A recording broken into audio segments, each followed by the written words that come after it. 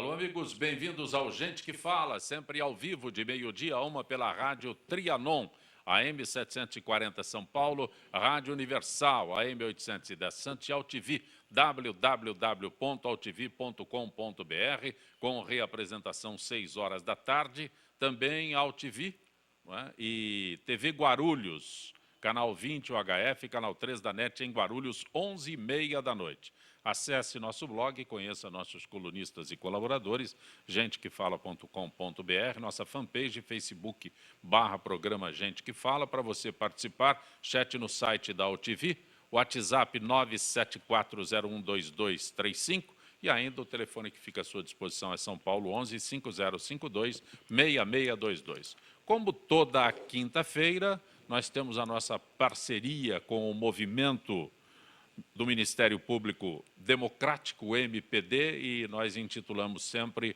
MPD, ou quinta-feira, Gente do MPD que Fala. E para que isso seja possível, nós contamos com a participação direta do MPD e hoje a presidente do movimento do Ministério Público Democrático para abrir este ano de 2016, doutora Laila Chucair. Prazer tê-la aqui, doutora Laila. Prazer é nosso, é uma grande honra estar aqui e desejar a todos da rádio, os nossos ouvintes, um ano maravilhoso, um ano de otimismo, um ano de atitude otimistas, atitudes pacíficas, mas conscientes para um mundo melhor e um Brasil melhor a todos. Também conosco o juiz de direito, doutor Glauco Costa Leite. Doutor Glauco, que bom começar o ano contigo mais uma vez aqui. Agradeço, Zancopé, é um prazer estar aqui novamente. Aproveito para desejar a todos também um feliz ano novo, aí que possamos renovar aí nossas esperanças e trabalhar muito para que o ano efetivamente seja melhor. Também conosco, administrador de empresas, Vander Giordano. Prazer tê-lo aqui, Vander. O prazer é meu, eu agradeço o convite. Aproveito também aí a sequência dos demais para desejar um feliz ano novo, apesar das premissas, né, não aparentarem ser muito positivas, eu sempre acredito que existam boas oportunidades no mercado. O senhor é diretor corporativo da Multiplan Empreendimentos. O que é a Multiplan? A Multiplan é uma administradora essencialmente de shopping centers. O grupo possui 18 shopping centers e alguns empreendimentos imobiliários. E como empresário, o senhor vê vislumbra 2016 de que forma? Olha, vai ser um ano difícil, né? Nós vimos os resultados aí de final de ano para o varejo e eles não foram positivos de uma maneira geral. Nós tivemos uma queda no consumo, que é fortemente atrelada ao poder de renda. Acho que o primeiro semestre deve seguir essa mesma tendência, mas nós precisamos avaliar o andamento do quadro político no país, porque eu acredito que tenham investimentos que estão travados em função dessa indefinição. Antes que eu comece exatamente com a pauta deste Gente do MPD que Fala, aproveitando o senhor, os shopping centers, pelo menos aqui em São Paulo, né, são extremamente atraentes, né? E a gente tem ali um local para circular, mas este ano, no mês de dezembro, nós não tivemos aquela circulação. O senhor disse que houve queda. Essa queda, eu posso dizer que a redução da circulação, porque circular por ali não significa consumo, não é? Mas até a redução na circulação foi impactante. É verdade. Ela, como eu disse há pouco, houve a população, de uma maneira geral, está muito preocupada, né, com esse ano de 2016. Acredito que algumas pessoas priorizaram o pagamento de dívidas, até em função das taxas de juros que estão muito elevadas, e em detrimento de um consumo.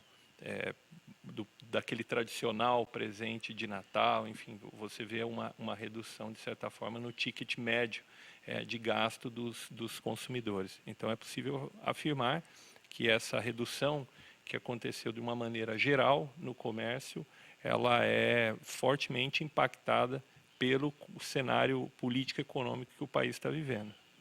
Doutora Laila, doutor Glauco, Vander, com a justificativa de evitar demissões, a medida provisória do acordo de leniência assinada pela presidente Dilma, dia 18 de dezembro, implementa novas regras para acelerar os acordos de colaboração em troca de redução da pena ou da eliminação de multas. Muitos juristas afirmam que a medida acoberta empresas corruptas. Tem um texto todo que o Pedro preparou aqui, mas eu vou até me conter com essa leitura, porque o Dr. Glauco é especialista neste tema leniência, é isso? Na corrupção. Corrupção. Né? Então, esse não é a leniência, é a corrupção. Então, eu gostaria que o senhor explicasse melhor do que eu possa ler aqui. Ok. Pode ser? Ok. Da mesma forma, a doutora Laila e o Wander, por favor. Zancopé, a discussão basicamente é sobre a MP 703, como mencionado que no final do ano passado foi editada pela Presidente da República, que tenta modular um pouco a lei anticorrupção, que foi muito bem recebida o ano passado, que trata de incriminar as empresas que praticam corrupção. Nós já tínhamos uma legislação para incriminar a pessoa física que praticava corrupção e agora adveio já a legislação para incriminar a empresa. Porque muitas vezes a empresa que era a principal beneficiária de um ato de corrupção ficava ilesa e só a pessoa física, só o diretor respondia por um processo. Eu posso dizer que o corruptor foi atingido? Isso, com a nova lei anticorrupção, sim. E lá você tem o Instituto do Acordo de Leniência. O que seria? A empresa, aí no caso, reconhece que praticou um ato ilícito, que praticou um ato de corrupção, e em troca disso ela recebe um benefício. Quais são os benefícios? Uma diminuição da multa aplicada a ela, e também lá na lei anticorrupção tem a previsão de publicação dessa decisão, que não é judicial, é administrativa, em jornais de grande circulação. O que hoje, dependendo da empresa, pode pegar muito mal. Ninguém hoje quer ser associado à corrupção, assim como um político não quer que digam que ele não é ficha limpa. Então, essa é uma questão do acordo de leniência. E também, uma das questões principais, ele ficaria mesmo assim vedado de contratar com o poder público. Ele se torna uma empresa inidônea, você não pode mais contratar com o poder público. O que essa MP faz que muda essa lógica, e ela é preocupante? Ela, em vez de ter a previsão de redução da multa, ela vai isentar a multa da empresa que praticou o ato de corrupção. E vai autorizar que, mesmo ela tendo praticado o ato de corrupção, realizado o acordo de leniência, ela possa continuar contratando com o poder público. Então, olha que interessante. Eu tenho lá uma empresa, vamos imaginar uma grande construtora, que, diante de uma investigação como temos na Lava Jato, começam a aparecer ali fatos, denúncias, valores, tal. Ela, verificando que vai ser pega, por assim dizer, ela se apresenta ao poder público, não, vim fazer o acordo de leniência. Ah, puxa, que interessante, tal, vamos fazer. Bom, eu vou ter que pagar multa? Ah, não, você está isenta. Você já veio, falou, não vai estar isenta. Ah, tá, eu não posso mais contratar com o poder público? Ah, não, pode sim, até porque é muito importante, você gera muitos empregos, tal, Esse argumento de que o Brasil precisa voltar a crescer, desculpa, nós queremos que o país cresça com empresas idôneas, com pessoas premiando as empresas que seguem a lei, que observam a lei. Porque, senão, desculpa o exemplo um pouco alongado aqui, mas senão a gente vai começar a dizer, se a gente tivesse aqui um Pablo Escobar, se vocês olhar a vida dele, criou milhares de empregos. Entendeu? Criou milhares de empregos, construiu comunidades. O jogo do bicho gera milhares de empregos. Então, aí a gente vai ter que começar a falar... O tráfico também. Ele está falando do Pablo Escobar, aí a gente começa que é o tráfico. Então, é o símbolo do tráfico. Então, olha, se ele gera muito emprego, o Pablo Escobar construía comunidades, moradias populares, tal. Aí a gente vai começar a dizer que não, que aí ele merece isenção total. Eu não acho que é por aí. Não acho que é assim que um país... que se preze tem que crescer com princípios, valores, com observância da legalidade. E, por isso, tem se questionado essa medida provisória, Me permita até lembrar que no nosso último programa a gente questionava uma outra questão que também tratada por medida provisória, e a gente discutindo. Puxa, mas para qualquer coisa se usa medida provisória, que é para uma questão urgente. Então, ou seja, mais uma vez aqui, o governo atropela o parlamento, né, porque é uma questão tão relevante. Não se fala em outra coisa no Brasil. Por que não submeter isso, então, ao Congresso Nacional, à Câmara dos Deputados, né, ao Senado Federal? Né? Essa questão, inclusive, por isso, aqui é objeto de inconstitucionalidade, que até o Instituto Não Aceito Corrupção, que o Roberto Liviano é o presidente, do qual nós todos aqui somos colaboradores, oficiou para o Procurador-Geral da República para que ele ingresse com a competente ação de inconstitucionalidade. Bom, e tem mais, a medida provisória, ela, como bem colocado pelo doutor Glauco, ela atropela a nossa Constituição Federal.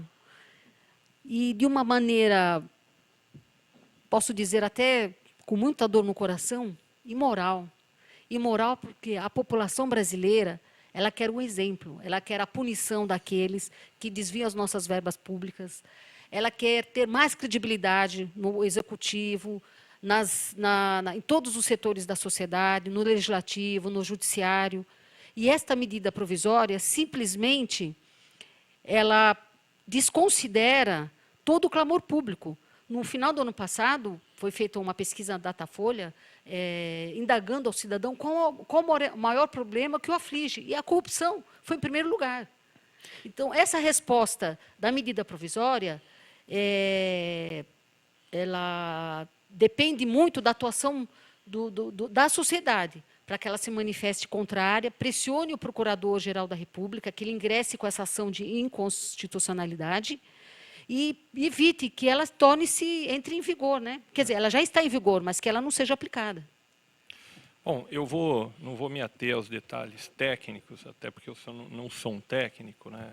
Mas o senhor pode nos dar a visão do empresário? Exato. E aí eu vou falar de uma maneira geral. Bom, primeiro, a aplicação e o uso do termo privado é a compliance, né? As empresas estarem em compliance. Eu acho que esse é a grande revolução ou evolução que nós tivemos no setor privado. E ele vem justamente com a nova lei anticorrupção. Eu diria até, fazendo um comparativo em relação aos Estados Unidos, que nós estamos 30 anos atrasados, porque lá em 1977 foi criada uma lei, né, que era o FCPA, por conta do escândalo do Watergate. Então, as empresas, a bem da verdade, no início da década de 90, que começaram a intensificar as aplicações da lei, mas fato é que no Brasil, em 2013, finalmente aconteceu. Então, as empresas, hoje, para contratar com o poder público, para ajustar as suas condutas, elas têm que estar em compliance, né, em cumprimento com a lei. É claro que é um ponto, eu acho que importante na discussão, e vamos usar aqui o exemplo da Petrobras. A Petrobras sempre foi a Darling Company, a empresa querida do Brasil. Possui um quadro técnico de elevada capacidade pelo mundo, em termos de exploração, por exemplo, de águas profundas.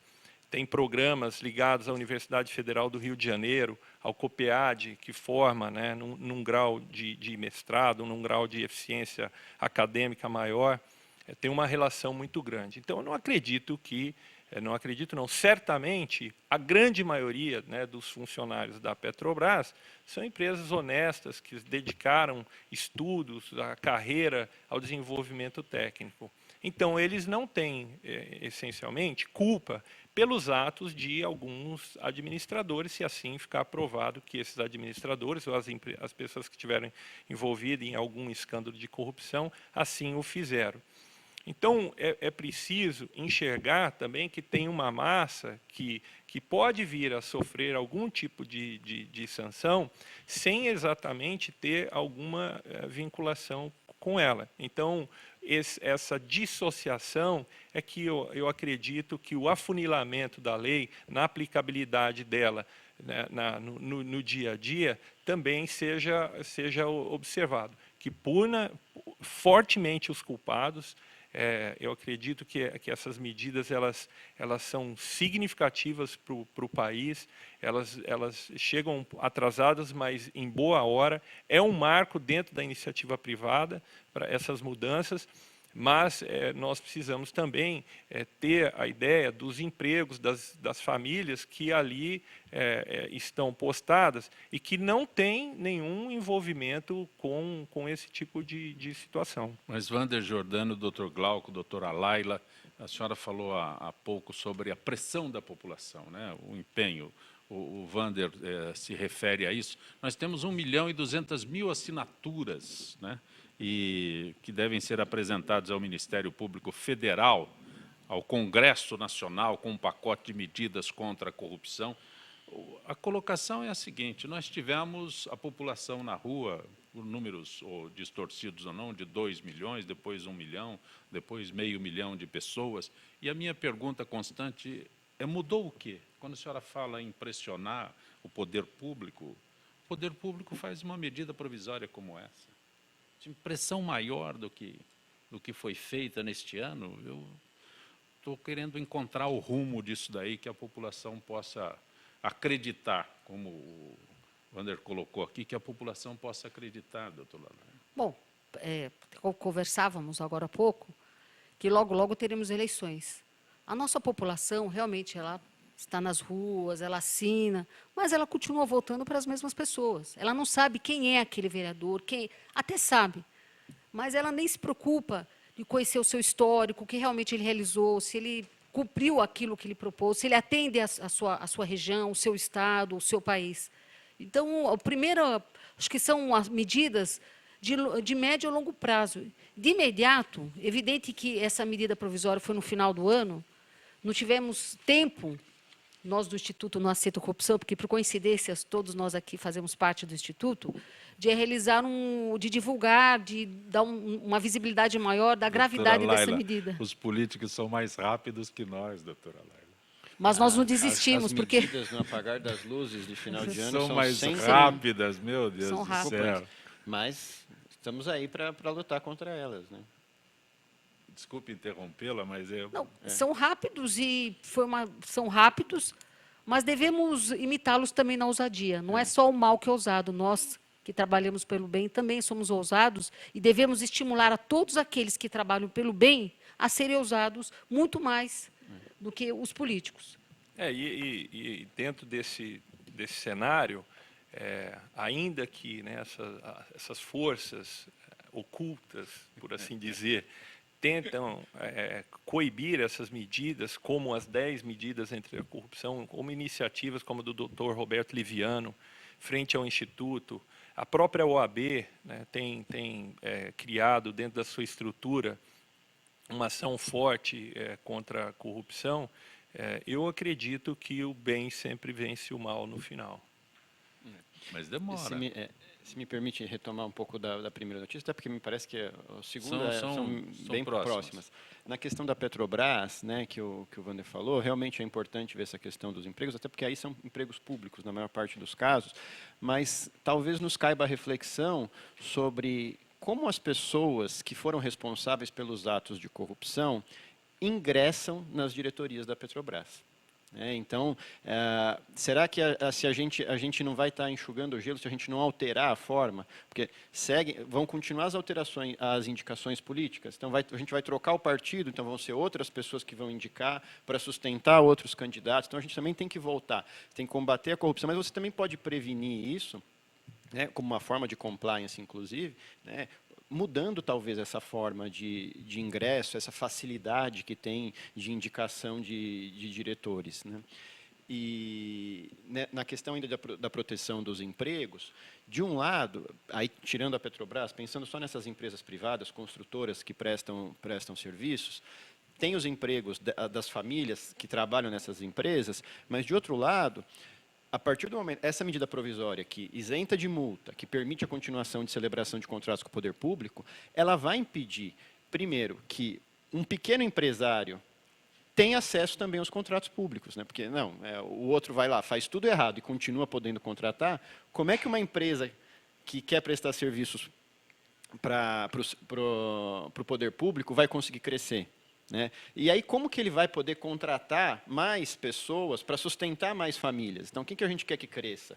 Né? A empresa que observa, preservar o emprego de quem? De qual empresa? Da que observa a lei, e aí a gente vai estimular que ela cresça, e o empresário que está correndo, que deve ganhar, porque está correndo os riscos, né? Ou da empresa que fez tudo errado, não, mas aí, né, então a gente tem que talvez avaliar também esse tipo Doutor de... Glauco, não é um argumento muito simplório dizer que essa medida provisória serve para combater o desemprego? Totalmente. Né? Para mim é a questão do Pablo Escobar. Não, é uma desculpa. Era um grande empregador. Verdade. Né? Ela precisaria dar uma desculpa. O que ela Mas pegou é muito simplório. Falar Falar que volta a crescer, calcanhar de Aquiles do povo entendeu? brasileiro, que é a falta de emprego. Entendeu? Eu não quis abordar especificamente a questão do desemprego, né? Só tentando trazer também de uma outra esfera, mas é claro que se nós não tivermos um choque cultural, nós nunca vamos conseguir mudar. Nós temos que revogar a lei de Gerson aqui no país. E nós não vamos agradar a todos. Então, nós vamos ter que passar por alguns percalços, né, até Wander, a deixa gente eu migrar interrompê-lo para um outro assunto, quando você diz de um choque, né, e questão cultural. Há 2 anos nós tivemos a população nas ruas para questionar um reajuste de 20 centavos na tarifa do ônibus. Né? Todo mundo saiu às ruas, todo mundo saiu às ruas. E a tarifa de ônibus foi congelada, permaneceu mais de 1 ano congelada. Sábado agora, ela vai ser reajustada em 30 centavos. E não acontece nada, quer dizer, o choque cultural passa em branco. Anunciado aí, o governador se reuniu com o prefeito. Essa é uma medida aqui na cidade de São Paulo. Mas atinge usuários de ônibus e de metrô, de trens metropolitanos. E aquilo que foi feito lá atrás, não que se congele de novo, tal, mas o que foi feito lá atrás parece que não aconteceu. Então, cultura, que impacto cultural tem na nossa população isso? A questão, eu acho que ela vai além disso, que passa pela educação. Então, acho que nós temos que olhar... Ninguém foi educado. Olhar a questão um pouco mais lá para trás, nos investimentos, né, e quais são as estratégias para a melhoria do ensino como um todo. Então, eu acho que é um processo assim, muito mais longo. Infelizmente, ele não vai acontecer de uma forma imediata. Vão ter esses solavancos na sociedade, como aquela manifestação, como outras que virão. Elas servem para chamar a atenção do tema, mas enquanto nós não construímos políticas sérias, né, e de comprometimento com a educação, com a adesão dos menores, dos jovens, e tiver um engajamento dos pais, o devido cumprimento, né, das metas, né, estudantis, do ponto de vista da parte acadêmica, enquanto nós não tivermos isso no país, eu acredito que a gente ainda não consiga ter essa transformação cultural. Bom, a transformação cultural ela é responsabilidade de todos. É da família, da sociedade, dos meios de comunicação. Existe uma tendência mundial de anestesiar a mente da população e da população jovem. Anestesiar para que tenha no inconsciente a ideia que eu sou individual, eu me preocupo com a minha vida, só com a minha vida, e olhe lá também, muitas vezes nem isso. Uma das maiores causas de violência no mundo é a ausência do sentimento de pertencimento. Sim. É a ausência de sentimento de pertencimento. Eu só sinto que eu pertenço a algo, a alguém, quando eu sou visto, quando eu faço parte de um todo, quando eu sinto que faço parte de uma comunidade, de um Estado, de uma nação. E existe um trabalho maciço no mundo inteiro de aniquilar esse sentimento.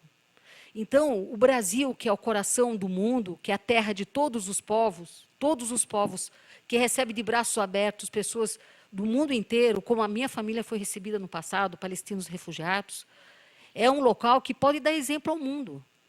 O que nós podemos fazer? Criar a educação ser um espaço de fortalecer esse sentimento de pertencimento, mas não só dentro das escolas. Os meios de comunicação, na família, na sociedade. Quando a população, o ano passado, retrasado, nem me lembro mais, foi para as ruas, em razão do aumento da passagem, foi todo uma oportunidade, e muitos foram para ali, não só pelo aumento da passagem, porque queriam manifestar esse sentimento de pertencimento. Até tem um espaço dessa manifestação. Então, é um trabalho de todos. Somos todos corresponsáveis por esse sentimento. Perfeito. Nós vamos para o intervalo. Gente do MPD que fala retornará em instantes.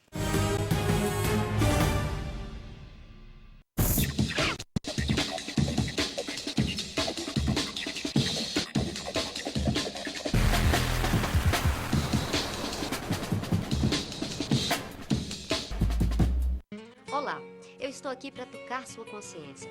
Nossa saúde ganhou o movimento Mama Amiga pela Vida, uma ação social e voluntária que trabalha pela prevenção do câncer de mama.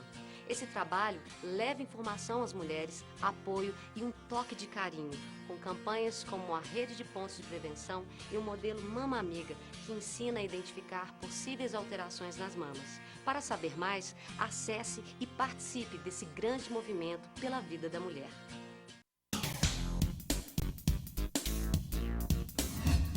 Eu sou o jornalista Patrício Bentes, que apresento às sextas-feiras, às 16 horas, o programa Visão Plural. Um programa que não aborda assuntos que todas as televisões falam. Nós fugimos da mesmice. Você pode nos assistir só aqui, na TV da internet.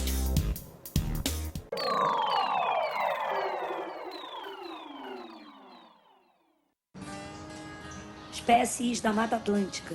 O Parque Nacional da Tijuca fica no coração do Rio de Janeiro e no coração do parque fica a Floresta da Tijuca, a maior floresta urbana do mundo, com uma extensão de 3.953 hectares de Mata Atlântica. Aqui existem várias espécies, cada uma com um importante papel no ecossistema. O Pedro é uma delas. Essa espécie de hábitos diurnos é fundamental no reflorestamento e na limpeza da mata. Além disso, o Pedro é uma espécie extremamente sociável e gosta de andar em grandes grupos. Esse programa ele foi criado para dar oportunidade aos visitantes a conhecer melhor o parque, participar da manutenção de trilhas do parque e criar uma consciência ambiental nos visitantes que vêm aqui no parque. E passar a questão da sustentabilidade, se preservar para as gerações futuras. As atividades principais são a manutenção de trilhas, que consiste basicamente na colocação de placas, a retirada de resíduos das trilhas, orientação aos visitantes, plantação de mudas, de espécies nativas. São várias atividades que fazemos aqui dentro do programa voluntariado que melhoram a condição das trilhas para os visitantes do parque. Espécies como a do Pedro são essenciais para manter o equilíbrio da Mata Atlântica. E você, a sua espécie já está catalogada? Acesse gpsmataatlântica.org.br e mostre como a sua espécie protege a Mata Atlântica.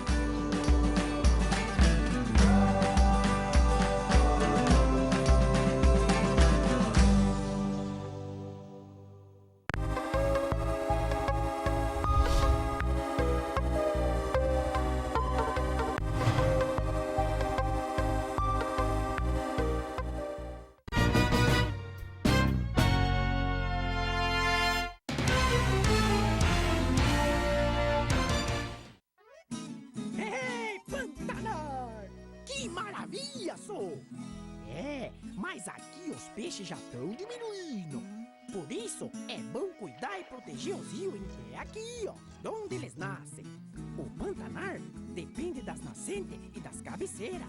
E nós também, ué. Então, pessoal, vamos ajudar. Afinal, tamo tudo junto, no mesmo barco.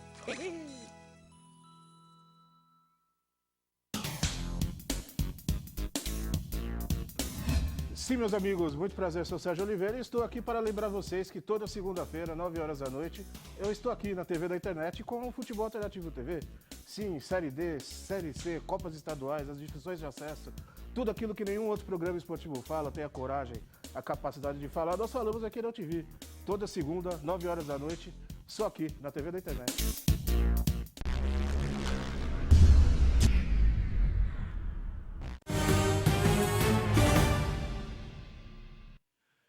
Você está de volta com Gente que Fala, Rádio Trianon, AM 740 São Paulo, Rádio Universal, AM 810 Santos, AltV, www.altv.com.br, com reapresentação 6 da tarde, também TV Guarulhos, canal 20 OHF, canal 3 da NET, em Guarulhos, 11h30 da noite. E toda quinta-feira nós temos aqui a participação da AFIPESP, Associação dos Funcionários Públicos do Estado de São Paulo, Gisele Souza, do setor de eventos da AFIPESP. Boa tarde, Gisele. Boa tarde, Zacopé. Boa tarde aos debatedores do Gente que Fala e todos os ouvintes. Gisele, desde o dia 22 de dezembro, associados da AFIPESP têm mais uma unidade de lazer para suas temporadas de férias. Onde está localizada esta nova unidade? A nova unidade é em Monte Verde, sul de Minas Gerais, no alto da Serra da Mantiqueira, a 170 quilômetros de São Paulo. É uma unidade diferenciada e lembra a Penzel, em Campos do Jordão, que oferece um brunch até às 11 horas da manhã e um lanche à noite. Não serve almoço. O check-in é feito às 14 horas e o check-out às 11 horas, horários também diferentes das outras unidades. E qual a capacidade de acomodação? A pousada Moinho Velho possui 28 chalés, com acomodações diversificadas. Alguns com camas para 2 pessoas e outros para 3. Todos possuem TV a cabo, internet, aquecimento a gás e frigobar. Também temos acomodações mais sofisticadas, com lareiras para os dias mais frios, além de banheira de hidromassagem dupla. Tudo em uma área verde de 11.122 metros quadrados. Por se tratar de uma unidade especial para adultos, é importante salientar que a pousada não oferece recreação. Também não é possível efetuar a inclusão de pessoas ou camas extras no momento do check-in. Gisele, me parece que um dos atrativos é o clima de Monte Verde, é isso? É isso mesmo, Zacopé. A temperatura da cidade é amena, de montanha, atingindo no máximo 28 graus na época do verão e até 10 graus negativos durante o inverno. O charme é que podemos, em algumas temporadas, até ter neve por lá nessa época. Há em Monte Verde um clima especial para turistas, com atrações variadas no comércio, que incluem, por exemplo, o chocolate artesanal, o famoso queijo mineiro, além de vinhos, roupas de lã, sapatos e cerâmicas. Atrativos perfeitos para quem gosta de aproveitar as viagens, e ir às compras. E a partir de quando é possível reservas para fevereiro, março? A partir do dia 18 de janeiro, segunda-feira, os associados interessados já podem fazer suas solicitações pela internet, por meio do sistema Flex Reserva, na comodidade de sua casa. Esta é mais uma conquista dos associados, disse o presidente Duarte Moreira ao falar sobre a compra da pousada Moinho Velho. E revela: não vamos parar por aí. Estamos trabalhando incansavelmente para conseguir ampliar cada vez mais o número de vagas para o lazer de nossos associados. Para mais informações, acesse o site www.afipesp.org.br e fique por dentro de tudo que a AFIPESP está programando para você, associado. Gisele, agradeço mais uma vez tua gentileza com o Gente que Fala. Uma boa tarde, Gisele. Boa tarde, Zacopé. Boa tarde a todos os ouvintes do Gente que Fala. E como toda quinta-feira, gente do MPD que fala, nossa parceria com o movimento do Ministério Público Democrático. Participando hoje a promotora de justiça, doutora Laila Chucair, que é presidente do MPD. Também o juiz de direito, doutor Glauco Costa Leite, e o administrador Vander Giordano, que é diretor corporativo na Multiplan Empreendimentos. Acho que entre os assuntos que nós tivemos nesses dias, neste início de ano, um desses assuntos que chama a atenção: as aulas de reposição da Escola Estadual Fernão Dias Pais, retomadas para concluir o calendário letivo do ano passado. A dirigente regional de ensino, Rosângela Aparecida de Almeida Valim, disse que serão necessários 28 dias para concluir o ano de 2015, e que as aulas de reposição ocorrerão durante o mês de janeiro em 3 períodos, inclusive aos sábados, feriados, né? O feriado do fim do mês é o dia 25. Doutora Laila, doutor Glauco, Wander. Pois não. Acho bem interessante essa questão, até porque ela está bem ligada ao que a gente estava falando. Zancopé, você questionava os movimentos de 2013, em que as pessoas iam para as ruas, tal, foram às ruas para questionar a questão da passagem, e aí, como a Laila mencionou, na verdade, foi uma ebulição de todos os outros problemas, de todas as outras insatisfações que as pessoas tinham, como a corrupção também. E eu fico pensando, por exemplo, se essa ocupação das escolas, será que ela teria acontecido se em 2013 não tivesse também esse movimento? Será que esse movimento, o que aconteceu em 2013, não gerou também nesses estudantes alguma coisa do tipo, sim, é possível fazer diferente, sim, eu posso me manifestar politicamente se eu não concordo com alguma coisa, né? Então, acho sim que tem uma origem aí. Os movimentos de 2013 geraram uma sensação de pertencimento, né, até desses estudantes, assim, olha, eu posso me manifestar politicamente. É óbvio que a hora que a gente vai olhar para o que aconteceu, até, infelizmente, no sistema Fla-Flu que a gente tem hoje para discussão de política, você pode pegar um dado e querer destruir tudo o que aconteceu. Você pode falar assim, olha, o Estado estimou em 1 milhão o prejuízo. Aí você pode ter uma visão assim, tá vendo? Bando de aluno vagabundo que não quer estudar, ficou lá só destruindo a escola. Né? Me parece que essa não é a minha visão. É evidente que ocorreram incidentes, até porque, como da mesma forma como se vai nos movimentos anticorrupção, tem gente lá pedindo a volta do regime militar, e não por isso você descaracteriza o movimento, falando, não presta, tá vendo? Ninguém presta, todo mundo quer a volta de regime militar. Mas me parece que foi muito importante um posicionamento. Né? Os estudantes, realmente me pareceu que uma medida foi colocada de forma assodada, sem discussão com a sociedade civil, ainda que o objetivo final aparente ser benéfico. E, a partir daí, os estudantes se organizaram. Né? Nesse caso aqui, eu achei muito bacana, que essa foi a escola símbolo, né? A primeira que ficou mais tempo ocupada. Eles entregaram ontem, parece um termo de entrega da escola, listando todo o material que estava sendo entregue, se comprometendo a recompor o prejuízo. Passaram em algumas localidades, estavam pintando escolas, começaram a ter aulas agora em círculo. Veja, eu acho que teve uma evolução a partir disso. Claro que aconteceram problemas, tal, mas acho que a reflexão foi bastante importante nesse sentido. Bom, como eu atuei e atuo há muito tempo na área da defesa da criança e do adolescente, o que eu vejo de positivo deixando um pouco de lado esse tema de reorganização escolar, é como nós ainda não percebemos que para você combater a violência dentro das escolas, a depredação do patrimônio público, o vandalismo que ocorre nas escolas, é simplesmente entender que estes alunos, esses jovens, quando se envolvem com esse tipo de violência, é porque não se reconhecem dentro da escola e não reconhecem a escola como um agente agregador. Porque depois da família, a escola é o espaço onde você cria vínculos, amigos, sentimento de pertencimento, traz uma identidade. Muito mais do que uma camiseta, um uniforme escolar, essa identidade é da escola como um todo.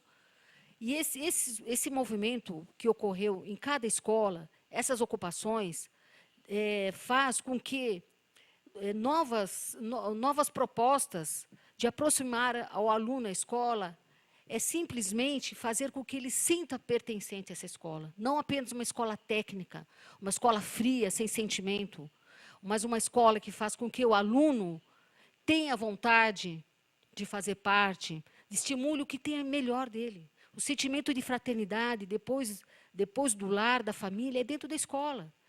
Esse é um exemplo para todos nós, o que ocorreu. Principalmente porque não ocorreram violências, nenhum dano grave contra qualquer escola, o patrimônio, os objetos que existem dentro do ambiente escolar.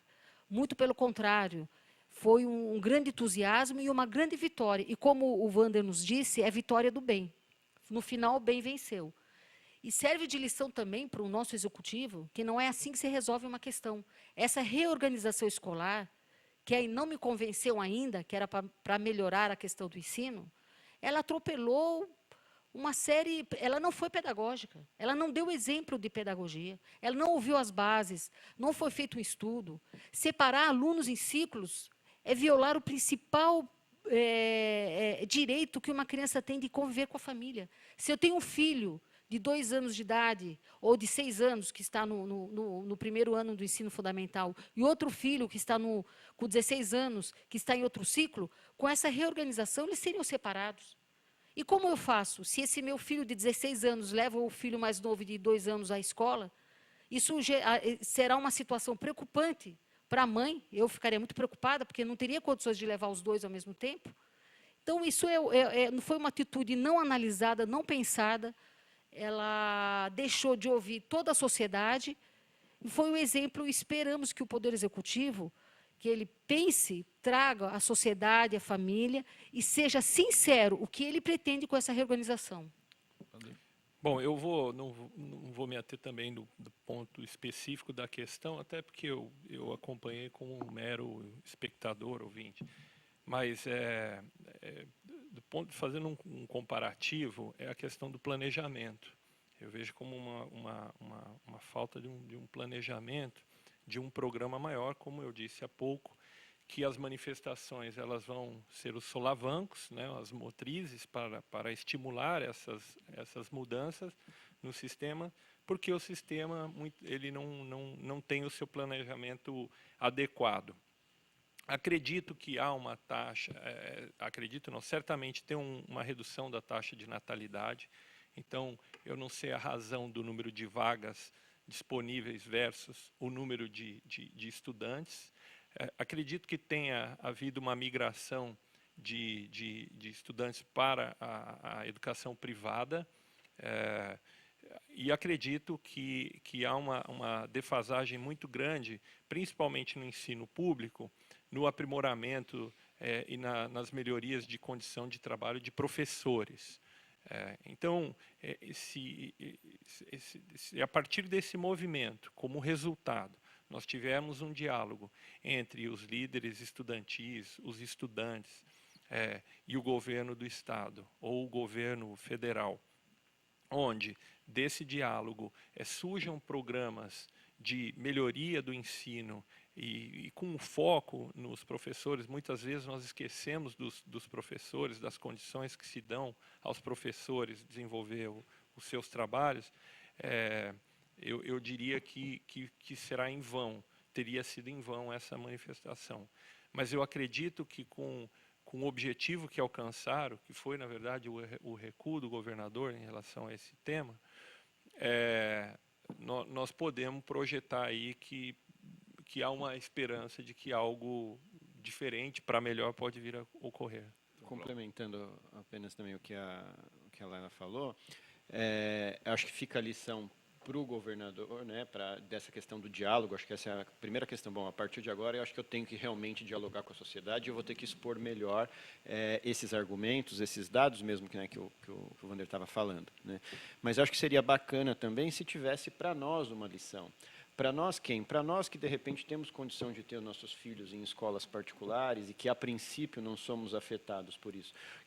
Esse que eu acho que é o grande crescimento enquanto nação, enquanto pertencimento que nós podemos ter. Porque ao mesmo tempo que nós queremos que essas crianças sejam jovens com oportunidades. Ninguém quer que eles se tornem meliantes, né?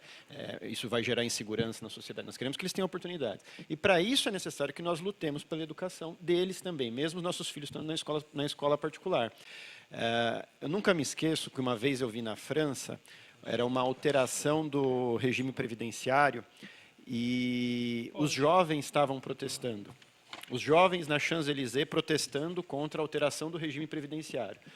E não cabia muito na minha cabeça, mas como que o jovem está protestando por um negócio que não afeta ele? Se for afetar, vai ser daqui a 50 anos. Né? Exatamente por conta disso. Né? Olha, aqui nós somos uma nação. Aqui afetou o idoso, me afetou também. Então, acho que é importante a gente, nessa mudança cultural que nós precisamos passar, começar a não pensar só no que afeta a nós especificamente, a um determinado grupo. Né? Ah, tá, olha, Nós somos imediatistas, nós Sim. não pensamos... Sim. Quando vem aqui 1 milhão, temos 1.200.000 assinaturas, temos que chegar a 1,5 milhão de assinaturas. Nós não pensamos nesse 1 milhão. 1.200.000 está bom, é mais ou menos assim. Né?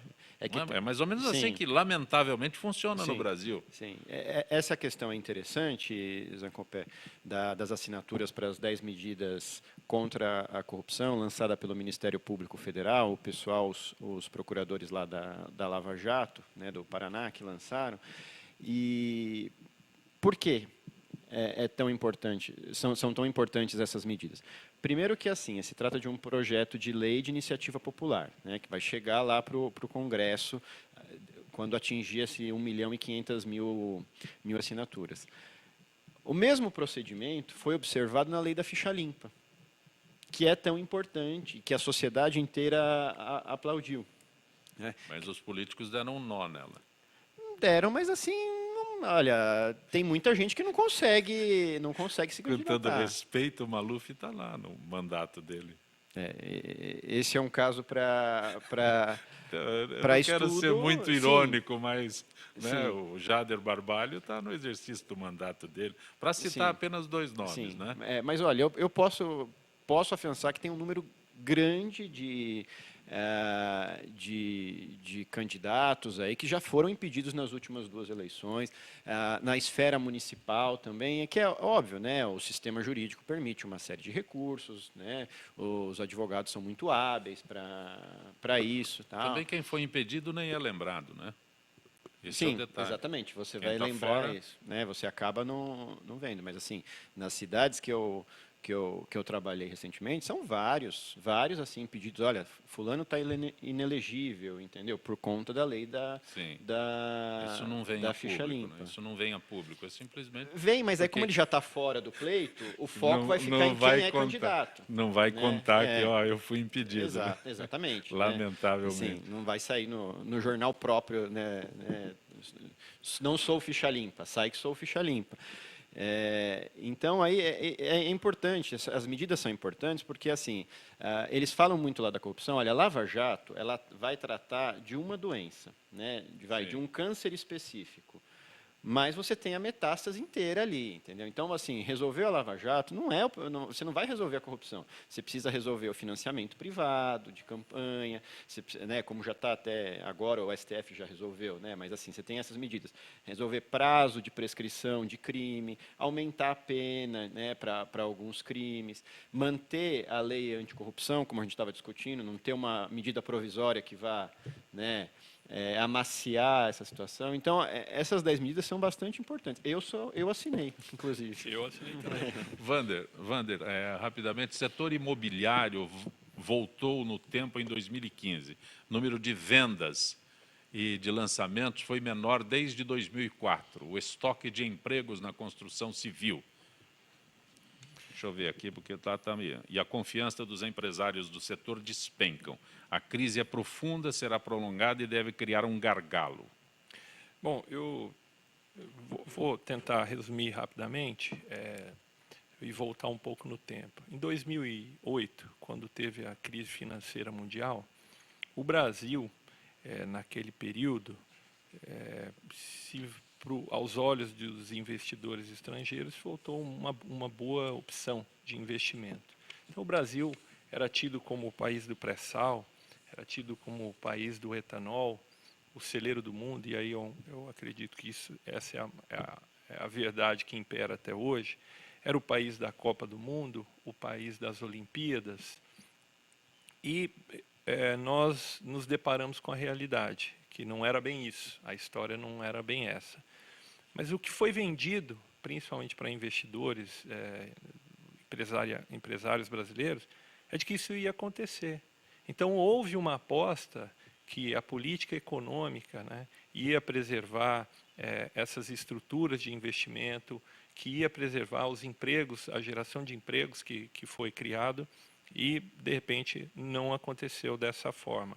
Então, hoje nós temos um estoque muito alto de imóveis e um alto índice de desemprego no setor da construção civil, por conta de projetos que estão parados ou foram interrompidos em função da realidade. Então, 2016 não parece ser um ano positivo para o setor imobiliário, por conta das políticas econômicas que estão imperando hoje. A alta de juros afeta fortemente o empresariado. Então, existem empresas que começam a mirar, inclusive, a eleger outros países, até mesmo da América do Sul. Se a gente observar, a Argentina deu uma demonstração positiva para investimentos locais, e isso pode afugentar investimentos aqui no país. Wander Jordano, diretor corporativo da Multiplan Empreendimentos, eu agradeço a tua gentileza em participar do nosso Gente que Fala. Espero que encontre espaço na tua agenda para outras participações. Eu agradeço a vocês, Ancopé, a doutora Laila, ao doutor Glauco também, os companheiros na luta aí contra a corrupção, aí cada um representando ou participante de uma entidade diferente, o que faz bastante democrático, ouvindo diferentes setores, diferentes instituições da nossa sociedade. Agradeço a oportunidade também e desejo uma boa tarde a todos. Dr. Glauco Costa Leite, juiz de direito, é sempre muito bom tê-lo aqui no nosso Gente que Fala. Prazer é meu, Zancopé, fico muito feliz de estar aqui nesse início de ano, estou sempre à disposição. Aproveito para cumprimentar o Wander, a Laila, cumprimentar pelo aniversário, Poder no dia do aniversário estar aqui com a gente é um privilégio muito grande para nós, que Deus abençoe e continue sempre firme, e engajada nos seus projetos. Doutora Laila Chucair, aniversariante de hoje.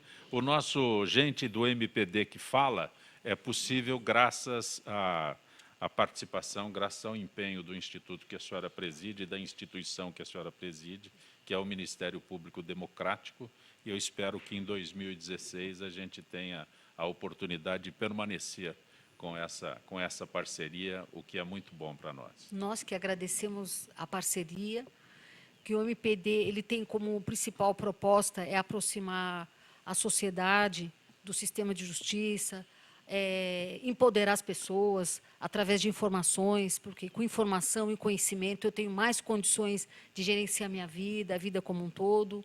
E, como eu disse, e trago muito a palavra pertencimento, como um presente para o meu aniversário, no meu dia de hoje, o meu presente para todos é que todos fomentem esse sentimento de pertencimento, começando em casa.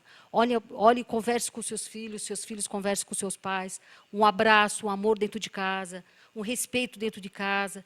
Nas escolas, que é o segundo ambiente que forma o cidadão, seja um ambiente de trocas, de crescimento, de cidadania, de sentimento de fraternidade. Então, meu desejo a toda a humanidade é o sentimento de fraternidade, para todos nós aqui. E grato por ter achado um espaço no teu aniversário para vir aqui. Eu que agradeço a oportunidade e eu agradeço de coração. Gente que Fala tem a direção-geral do jornalista Fausto Camunha, a diretora de produção Zenilda Salvato, redação Raela Brandão, Pedro Schiavon, na pauta José Carlos Sicarelli, produção cultural Ricardo Godoy, na rádio Trianon, Benebene, Cléo Rodrigues, Neildo Neres, Ricardo Valim, na direção da TV Guarulhos, Fernando Mauro, na direção da UTV Alberto Luquete, na técnica James Eduardo, Marcelo Fontan, Sérgio Oliveira e Iago Matsumoto. Estaremos de volta amanhã, meio-dia. Gratos, até lá.